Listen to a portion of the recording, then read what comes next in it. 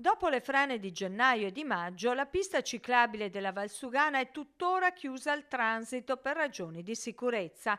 Un'ordinanza del sindaco di Enego, Marco Frison, vieta il passaggio a causa del distacco di materiale dalla parete della montagna, divieto che troppo spesso non viene rispettato. Ora finalmente c'è una buona notizia. La Regione Veneto ha assegnato al Comune un contributo di 100.000 euro per finanziare i lavori di sistemazione, la cui progettazione definitiva è già pronta. L'opera costa proprio 200.000 euro, siamo arrivati ad avere tutte le autorizzazioni necessarie per approvare il progetto esecutivo, è pronto anche il progetto esecutivo e quindi procederemo con l'appalto dei lavori una volta inseriti i soldi a bilancio.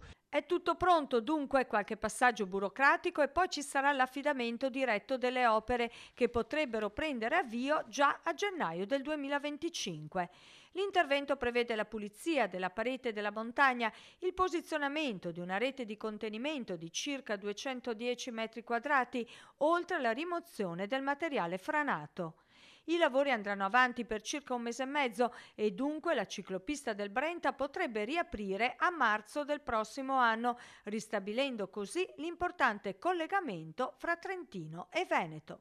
Questo ci deve sensibilizzare ancora di più sul futuro come comune, ma come Unione Montana dell'Altopiano, del Bassanese e della Valsugana sull'importanza della pista ciclabile e su progetti di sviluppo e messa in sicurezza, anche di fronte ai cambiamenti climatici che portano diversi problemi di smottamenti lungo tutta la via.